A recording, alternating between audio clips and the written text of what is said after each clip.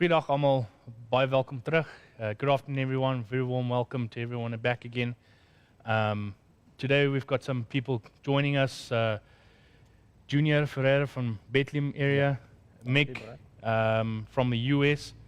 Thank you very much. If you guys have any questions or that you guys want to ask, please feel free to stick up your hand or just maybe put a comment in the comment box, and we'll definitely would like to, answer some questions. So asseblief almal sit net julle hand op Zoom of stuur 'n comment in die comment box en ons sal definitief julle antwoorde vra.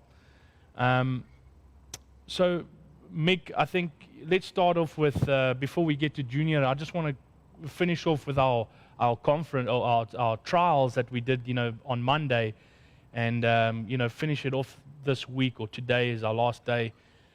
There's a couple of things, Mick. I don't know if you want to just share share the PowerPoint, and there's some information that we want to discuss about and show, exactly what the steps are and what are we looking for as a strip-till company. There's obviously nutrient placement, water filtration, as we've been discussing this whole week. Yesterday we had guys from Bayer, which their whole big focus was water filtration, and as well, they were talking about the type of hybrids that they were using, especially in their field. So here we are. We just want to discuss about our 2021 strip-till research that we'll be doing here in South Africa. I know Mick and I, we work very close together. We've got a strip-till trial farm here in South Africa in Heidelberg, and then obviously Mick has a couple, in the US, which he does. I think this is the first time, Mick, correct me here, that we're actually doing something out of the US, correct? As far as a full-blown research location, yes. This is the first time we're doing something outside of the US, and we only have the one full-blown research farm in the US. It's in central Nebraska, and now we've got South Africa, and so I'm trying to help you as we go through this COVID cycle, get everything set up, and hopefully in the near future I can come and visit there and be able to help you with boots on the ground in South Africa. But right now it's been a lot of remote communicating back and forth, and you've done a great job of helping us collect some data there. So so there's like I said, so there's basically it there. So just to give a bit more history, this is where this is where Orthman covers, is pretty much 19 different countries, and then where our two research farms are. I think to me it's important to have a purpose to go forward from, and when I think about what we're doing this year, our purpose is to demonstrate that value of the proper nutrient placement, root zone conditioning, seed bed preparation, and water conservation. Some of the areas that I work in the US are very, very similar in moisture, and we need to figure out how to conserve water, and we can do that utilizing the strip-till system. And so I think that having that as part of our purpose is very important as we do research in South Africa and the Western United States. Yeah. So Brian, I'm going to let you talk about this slide. This is kind of a outline or a brief way for us to describe what the farm looks like there in South Africa. Yeah. So basically, what we did is our objective here was, to have 4 different blocks. So you'll see in block A is where we planted our maize, corn. Ons het mielies geplant in blok A. Blok C is die sojas. En dan blok D en C is basies waar ons trials nou gedoen. We basically did our trials in block C and D. So in our different depths, and obviously the different type of tillage equipment, we did that in the block C and block D. So we didn't want to we didn't want to just do it once. We wanted to do it a repeated of times so that we're getting the correct data, or that we're receiving the correct data. So basically, we were actually looking at Block C. So all the research and the data that we received came from Block C. Block D is there, but Block D, we're basically using Block D for when we go to harvest and retrieving that information from harvesting time. You know, let's talk about those treatments that we have there, Brian. Yes. We wanted to look at fertilizer placement. Do we place that fertilizer at 180 millimeters or 250 millimeters? We know what last year's data said. We know what long-term data that Orthman Manufacturing has collected says, but let's do it one more time and repeat that experiment. So we're going to repeat that experiment. Beyond that, you're ripping it. You did a ripping process at 400 to 450 millimeters, followed by the strip till with the 250 placement. And then you have strip till with no fertility and broadcast fertilizer. So that broadcast fertilizer with the strip till going there, that's going to be more of a nutrient placement trial. We know, we're confident that if we put those nutrients below that root system, since that root system grows by gravity and temperature driving it downward, the odds of hitting that fertilizer band are pretty doggone good. Where if we broadcast, we've got to reach out and grab some of those nutrients. Yeah. But we want to have data back behind that.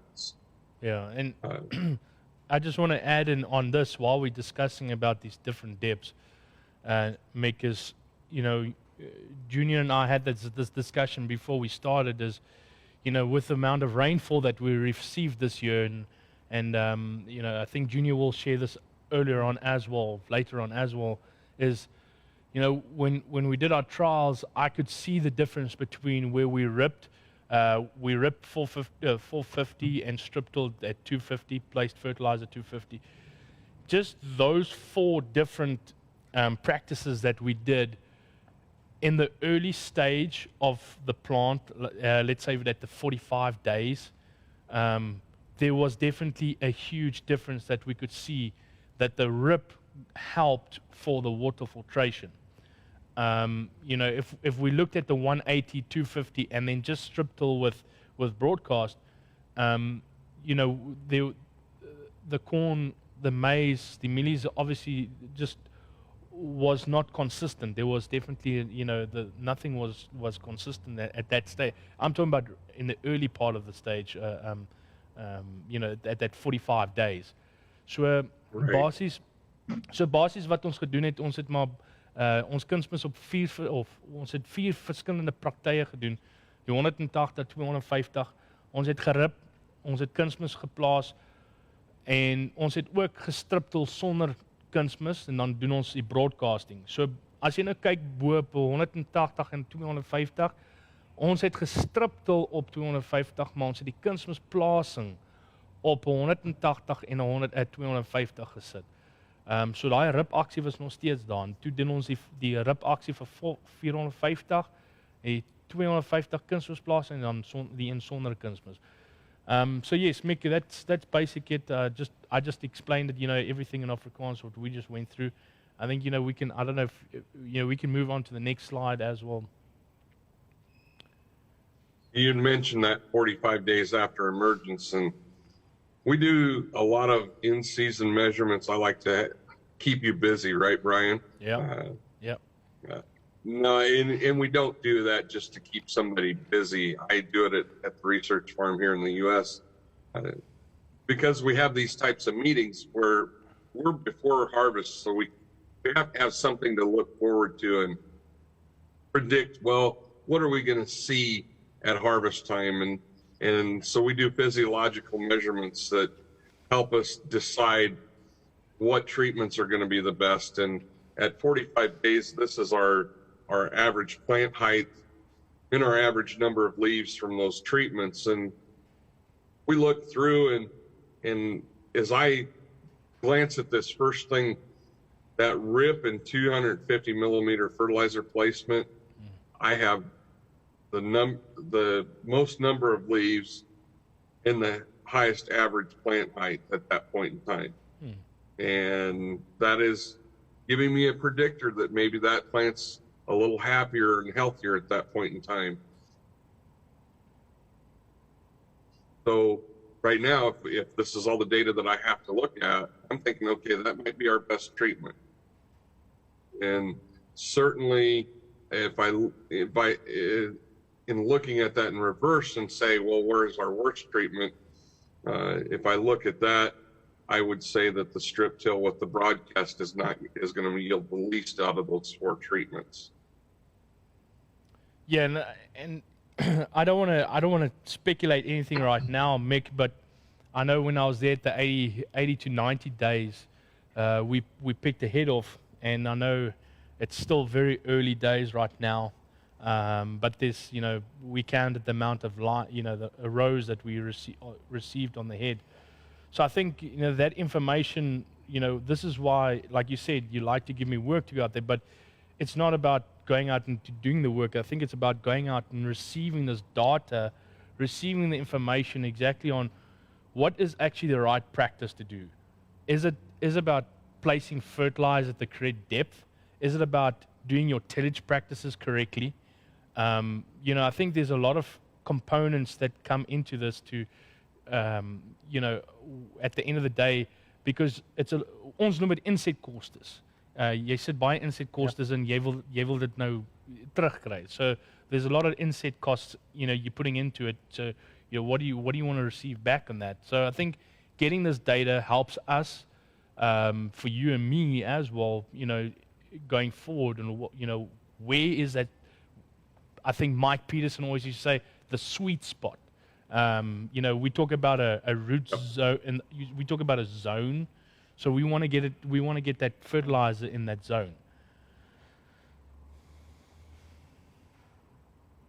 We look at the data that you collected. Now we've got a couple different slides here where we did a few different things that we measured at 83 days after emergence, and so this is when the plant's a little further along, and we're looking at total number of leaves and the nodes to the primary ear, and there's not a lot of difference there. Once again, we've got a few more nodes to the ear, and our total number of leaves is fairly close across. So not a lot of indicators in this slide. I think the next one here gives us a little bit better. I need to back up one because I hit advance there as I was looking to point out some things here. Ground to the primary ear, so the ear, that's measuring ear height, and then height to the flag leaf is the total plant height, and to me these are really important things. The total plant height is just the amount of plant available to photosynthesize, and the more plant we have to photosynthesize and take advantage of the sunlight and convert it to energy, the better off we are. And if we look at this, once again, that rip with the 250 fertilizer placement, well, it's got a lot more plant height, and then we're a little bit taller to our primary ear. And one of the things that I told Brian to look for is consistency in ear height. And some of that is hybrid related, but certainly when nutrition is correct, we will see more of a straight line when we look at that ear height. And that was one of the things that I told Brian to look for as he went out to the field. And Brian, I guess share with us what you saw. Yeah. So basically, in those four blocks that we did, or those 4 trials, is if I'm looking at more of the ear height, there was definitely a consistency in height.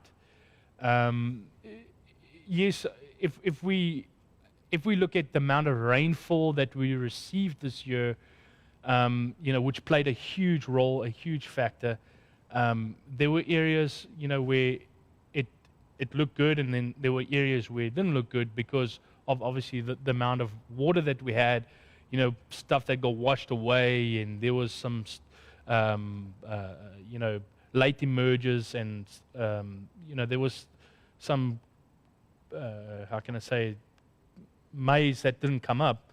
But what I can say is that the ears in this stage, the size, just in the size, was all consistent. So if I can just go back to before I started on this, before we planted, I think it was here in end of October, November, if I'm correctly speaking, Mick. I can't remember exactly the date of it, but the next door neighbor, when we started planting, his corn was already knee height. And ours, we only started. But now what I'm trying to get to here is when I went now to go and look at these trials at this 83 days, just looking at the head, the amount of rows was on the ear is compared to what it looked like on the next door neighbor, there's a huge difference. I don't know what the results is going to be, but I think there's definitely going to be a huge difference between the two. Yes, was it because we planted a little bit later, closer to the rain time? Is it because maybe he planted way before the rain? There's factors that play into this. But it's just kind of interesting exactly when is it the right time to plant, where's the right place to place that fertilizer, and the right type of fertilizer as well. But yes, to go back to your answer, Mick, I think, the consistency in the height of the ears was there's definitely a consistency in height. The amount of leaves, so obviously, counting the amount of leaves, the height of the plant, all the plants that we were measuring, I would say none of them were under 2.5, there were 2.4 meters in height, to the top of, the top leaf. So, yes, I think the consistency in the height of a plant was definitely there. Definitely. So, like I said earlier, these physiological measurements, all they do is they give us an insight. Are they 100% right all the time? No. But it gives us a little bit of insight as to what we should see at harvest time. And at this time, it appears that the RIP with the 250 millimeter fertilizer placement is going to produce the highest yield. One of my predictions why is because of the amount of rainfall. Brian, you already mentioned that you've had record rainfalls at the site all season long, and we probably helped water infiltration with the strip till, but when we're talking record or abnormal high amounts of rainfall, that ripping process probably helped us even pull in more nutrient or more water and conserve that for later use. We'll see what happens with the results after we run the combine through. We'll share those results. I know last growing season, we shared those on our website as a flipping book, things like that.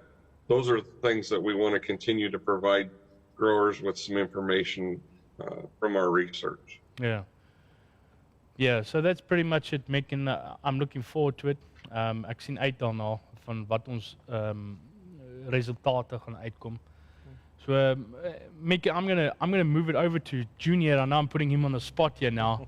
I don't know if there's anyone that has any questions of enige persoon wat vrae het. Asseblief stuur vir ons 'n comment in die box. En ek is, jy weet, meer as welkom om, jy weet, ek en Mick is hier om te vra. So, but anyway, I want to move over. Junior, baie dankie dat jy vandag hier is. Ek dink die eerste vraag is wat ek het is, wat het jy voor ons nou begin? Wat het jy eerste gedoen voor jy strip-till gedoen? My bewerkingspark. Ja, julle bewerking, ja. Ons begin, ons oupas het ons maar almal geploeg. En toe ek plaas toe kom, toe het ons begin rip.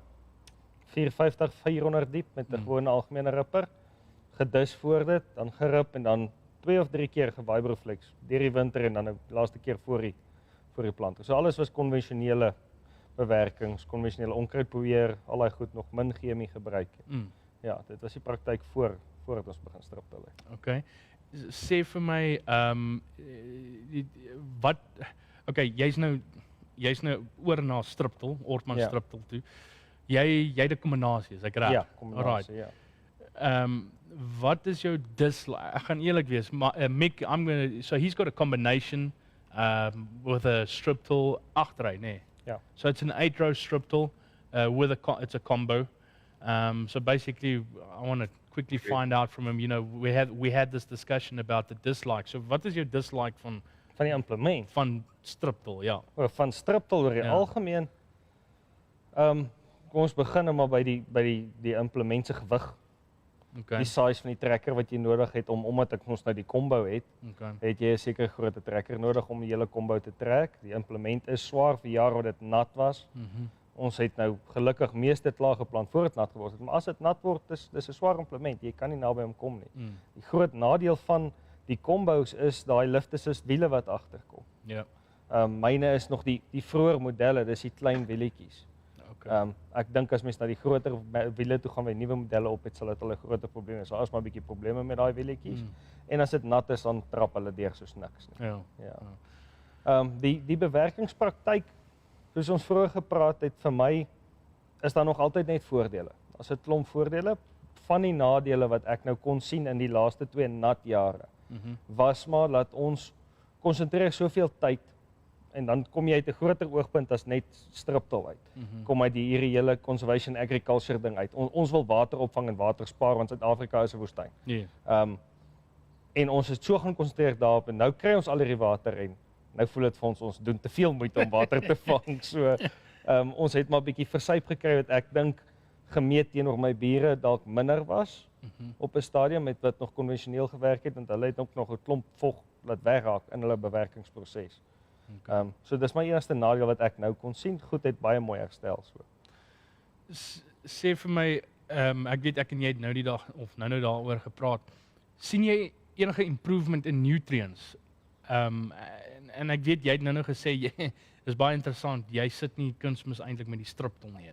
Ja. So, maar kan jy dalk net bietjie meer verduidelik, jy weet wat doen julle eintlik? Ja, kom ek sê so, ons bemestingsprogram loop as volg. Ons sit die groot deel van ons enne van ons stikstof sit ons uit voor die tyd met Kino Plus korrels wat ons broadcast en dan op die planter plant ons dan net met 'n pop-up en dan al ons pees en ons kaas kom op die planter. Ek het gekies om weg te beweeg van die Orthman se tand af, eerder na die planterkarretjie toe self, waar ek kan presies soos my planterkarretjie mos nou die grondprofiel volg, hardloop my kunsmistuintjie saam met hom. So ek is altyd 50 mm langs my saad en 50 mm onder my saad. Okay. Dit het vir my wêreldse verskil gemaak. Okay. Sê vir my, en jou insetkostes op soos diesel en jou tyd, jy weet, sien jy verskil daar? Ja, as ons begin met die vraag wat jy vra oor tyd, die gemaklikheid van die combo implement. Laat ons dit nou, ja, ons almal sê nou okay, maar jy jaag jouself eintlik meer in plant uit, maar dit is nie vir my so nie, want in plaas van waar ek 6 trekkers nodig gehad het ek nou my 2 groot trekkers met my 2 agterrye en dit is my volle bewerkingsproses wat hardloop. So ons spaar baie op tyd. Dit is baie makliker om te bestuur. En dan brandstofverbruik is baie af. Ek kan so ver gaan om te sê toe ons konvensioneel bewerk het, ons is lief om te meet liters gelewer tot in die silo. Het ons gekyk na tussen 100 en 110 liter hektaar diesel wat jy gebrand het. Ek is nou na tussen 45 en 55 liter gelewer in die silo. Sure. Ja. Die laaste vraag wat ek het, Mick, sorry, I know we're just doing this a little bit in Afrikaans, but die laaste vraag wat ek het hierso is, het julle 'n verskil gesien in julle yields? Kom ek sê so, die hele bewerkingspraktyk om weg te gaan van konvensioneel af na 'n minimum bewerking toe of 'n no-till bewerking of iets, het jy mos nou 'n no-till, het praat almal van jou yield drop eers en dan tel hy op. In strip-till het ons ervaar hy bly by dieselfde. Ek het nou lande wat ons al lankal terug begin proef het op, wat nou al op 7-8 jaar staan. Daar het ons versekerde improvement in yields. nie groot improvement nie, maar konstant, kan ek eerder sê, is die ding. Ons kry konstante goeie opbrengste op die lande wat ons langer al strip-till. As gevolg van die grond wat ons minder versteur en beter bedekking, beter waterinfiltrasie, ons kry verseker meer vog oorgedra van een seisoen na volgende seisoen toe. Ja. En ek weet ons het nou weer en jy weet oor dit gepraat oor die water. Ons het baie reën hierdie jaar gekry. Jy weet soos daar by ons proefplaas, ons het dit gesien.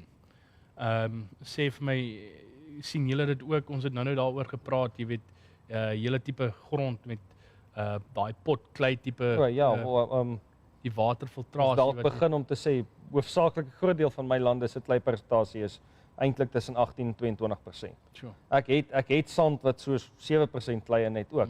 Daar wil dit vir my lyk of strip-till nie so goed werk soos op die hoë kleilande. Op die hoë kleilande werk dit fantasties. Die feit dat ek dink dat mense daai klei soveel minder versteur. En omdat 'n Orthman vir jou so goeie saadbed gee, dat jy actually al die plante opkry in daai hoë kleigronde. Daai wat ek vroeër genoem het is, ons het nie brokkelturf of daai swart lande nie. Ons swart lande is swart potklei. Dit is 'n taai ongemaklike bloody grond. Ons kon nooit regtig op hulle kontantgewasse verbou nie, want hulle verdroog. Jy sukkel om hulle op te kry. Vanaf ek strip-till kon ek begin om hulle te verbou. En ons kry goeie resultate op hulle. Veral nou in hierdie nat jare, maar ja, dan is hulle altyd goed. Definitief, ja. Mick, is there anything you want to maybe ask from your end? So I've covered pretty much, what I can. I don't know, is there anything that you want to mention or ask? I would say, well, it was a little difficult because I'm not sure exactly what all you've asked. But, sorry, I apologize on that. So basically, we've just touched bases on, where he started. How did he start with strip-till, the dislikes about strip-till, as well going to has he seen a difference in his yields, all those type of things. So that's pretty much what we've asked. How about differences in your seed bed? Have you noticed the differences in your seed bed with your planter? Oh. Yes, a very big difference. I can add that I don't strip-till on onversteurde grond. Undisturbed soil. Yeah. I use a compact disc. Right after the combine, I compact disc, mainly to get rid of some of our winter weeds and to get that soft seed bed, I can say, for the weeds to get up, so my burn down application works better. And then the combination of the compact disc and then the Orthman in the summer gives me a nice consistent size in seedbed, the granule size in the seedbed. Yeah. I get a lot quicker emergence. I've pushed, I'm not sure where you are in the US now. In South Africa, I know most farmers are still on, let's say, 48 hours, 36 to 48 hours from first emergence to last emergence in the same field. I'm down to underneath 24 hours. I'm at between 16 and 18 hours to last emergence. And that's a big part of your yield. Yeah. That is huge right there. Yeah. You lose a lot of yield if it stretches beyond that 24-hour period. Yeah, and I want to just maybe touch on a subject here, Mick, is, there's a lot of times, guys, when I see people between no-till and strip-till, I think the thing for me that gets strip-till is your seed to soil contact. Yeah. I think that plays a huge role in your emergence of your plant. Because if you really look at it, if you look at no-till, you basically you're coming through with a tine, you placing your fertilizer. You're not actually getting, yes, the seed is in there, but you're not getting that proper, like you said, that correct size of soil. So you need that proper seed to soil contact. And I think that is, when I see people, that is my biggest topic, is that seed to soil contact. Yeah, and something you need to remember is winds have become a big problem. Usually only were in the western parts of the country, but in the east we're also now struggling with winds, especially in the night. And with that strip-till, that you'd only disturb that small piece, that problem is gone. Yeah, and that's really what's happening now. Is if you're looking towards the west, Hoopstad, Bothaville, Yeah. Wesselsbron, Kroonstad, Viljoenskroon, and the sandier soils. Those guys are, all looking towards. They want to keep those strips or those bands there, so that, because there's huge winds that come up there, Yeah. and in our agronomy book, how much soil gets moved just from wind, and I think strip-till has definitely a place, here in Africa for that. So yes, and you're still having that seed to soil contact, and I think it plays a big role. Yeah. Something I can add, Brian, is you asked about saving on fuel costs. That's not the biggest savement I had, because everything I used to spend on fuel, I now spend on chemicals to True. clean. Yeah. True. But now I only have 2 tractors, instead of 6. I only do about 500 hours per tractor, where I normally did about 1,000 hours per Yeah. tractor.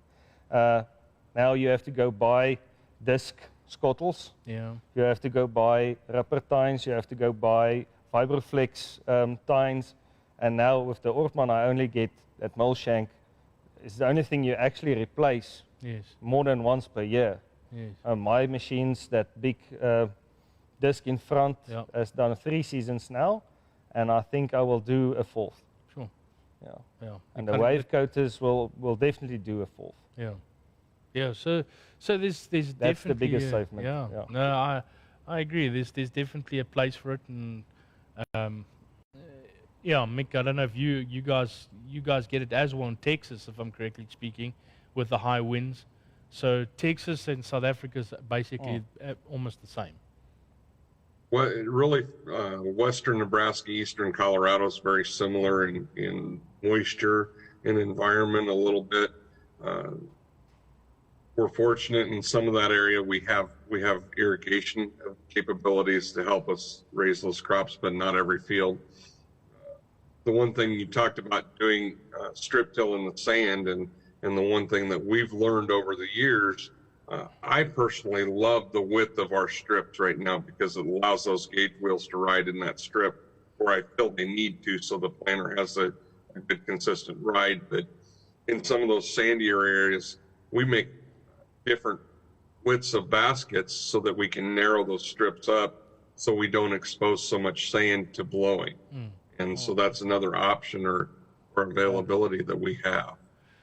Junior, do you use wides or narrows on your planters? I think it's wides. Wides. Yeah. Okay. Yeah, I'm at about 300, 320. That's the Okay. wide, yeah. Yeah. No, So I want to go wide. I want to go wide. I don't, Yes. not too wide, but yeah. The narrows for me is more applicable when you go to 76 row widths. Sure. 91s, I still like the wide. Yeah. Okay. Yeah. All right. Well, that is it. I don't have any more questions. I don't know if we have anyone that's online that would like to ask us some questions. Please feel free to put a comment, or if you want to, if anyone's on Zoom, please feel free to ask us a question. Junior, are you placing nutrients with your strip-till? No, not on the strip-till. On the planter right behind the strip-till, yeah. I added, first I added the small tine to, let's say, your normal, I have massive planters. So where that normal residue remover was, I removed that because the Orthman has its own residue remover, and I fixed the tine that's that rides with the planter cart. That gave me some bulldozing. Now I added the coater just to clean again. And it seems to work. I'm still looking into improving that piece there. Right. We used to, I can say that. We used to put ammoniac, NH3, with the strip-till. Okay. That used to work, but then we still did spring strip-tilling, not the combos. When you go to the combo, for me, it just gets too much, because I have liquid fertilizer tanks, 2,000-liter tanks, I have the pop-up systems that go on the seat, the 600-liter tank. So it's a very busy implement. Now to add extra fertilizer, I Yes. want to go as small as possible. Yeah. Yeah. Right.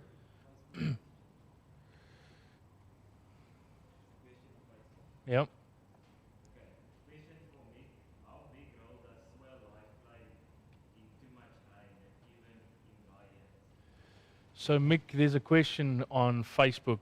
Let me see if I can find it. So it says here, a question from Mick. How big role does soil life play in too much rain and even in dry years? So this is a great question. I'm going to do some interpreting, but I would assume that they're talking about the microbial population in the soil. And unfortunately, we don't understand that soil microbial population like we do in the human or the animal gut. It's going to be huge for us when we start to figure out more. But I'll tell you what, to get back to the question, too much rain, we end up killing some of that because we're actually drowning out the aerobic or the oxygen utilizing microbial system. Not enough rain, we will starve some of those also. So sounds horrible, but the ideal amount of rain, an adequate amount of moisture without having too much or too little is ideal for the microbial base, in my opinion.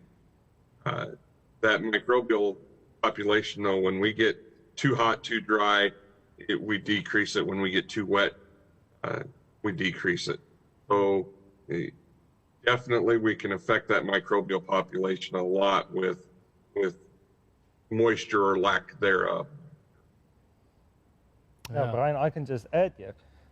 Great example last year for us was also a very wet year. Started raining a bit later than this year, but about the same amount in about the same time. I had 2 fields of corn right next to each other. The only difference is the one field has been worked for years. It's an old field, it was plowed and then ripped and everything, and it's been strip-tilled now for I think about 5 years. The other field was a new field, not virgin soil. It has also been worked for 6 years. Never been disturbed with a plow, only with rippers for 2 years and then strip-tilled. The difference in yield was 4.2 tons per hectare to 8.2 tons per hectare. Sure. So And the only thing is healthy soil, because it was field that was owned, but that was never plowed. I say that's the biggest mistake we made in South Africa, was to plow the fields, to mix that moisture, or mix the soil. Yeah, so that's basically it. I don't see any more comments. So, gentlemen, thank you very much. Junior, baie dankie dat jy vandag hier was. Mick, I appreciate your time and your effort that you've put into this as well from your end. I think it was definitely a great success that we had this year. The amount of people that have been on, the amount of people that have commented. So yes, once again, thank you for everyone that's taken the time to watch this. And yes, feel free to comment, and we will be there to answer some questions. And we'll see you guys at the next one.